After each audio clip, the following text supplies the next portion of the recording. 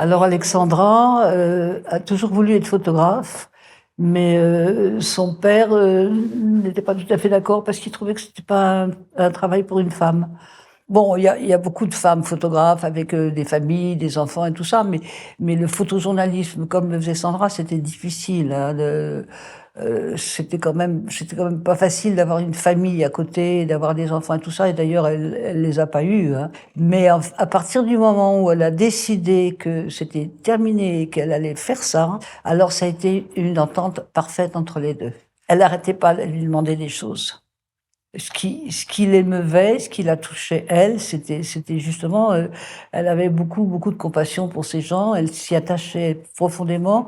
Je me souviens que quand il y a eu le siège de Sarajevo, elle avait été souvent à Sarajevo, et elle s'est dit, c'est pas possible, moi je peux pas rester à Paris là comme ça à regarder ma télé, il faut que j'aille subir ce siège moi aussi, quoi. C'était ça qui la touchait profondément. Elle était profondément humaine, Alexandra. Et je trouvais que ce qu'il y avait de bien, c'était pas elle faisait pas vraiment des photos de guerre.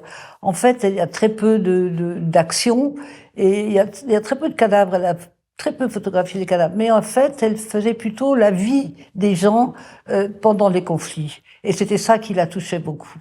Et c'est ce que, en fait, Lucie, elle a bien vu, quoi. C'était pas la chronologie, c'était pas l'histoire, c'était la souffrance des gens dans les pays qui subissaient la guerre. J'aime beaucoup les photos d'Alexandra. Je trouve que on la voit pas beaucoup. Il y a eu des livres sur les femmes photographes, elle est pas dedans. Et des expositions sur les femmes photographes de guerre, elle est jamais mentionnée nulle part. Donc j'étais contente qu'il y ait enfin quelqu'un qui se manifeste et qui dise ah bah oui, mais quand même Sandra c'était pas mal quoi. Moi, mon envie de faire cette exposition, elle est née parce que quand la guerre a éclaté, j'ai donc suivi évidemment le travail des journalistes qui pouvaient aller sur place, qui étaient sur place, et les photos ça m'a troublé la ressemblance vraiment très photographique entre les images de l'Ukraine et les images que j'ai toujours connues de cette guerre en Yougoslavie qu'a couvert Alexandra. Et donc du coup, en fait, ça m'a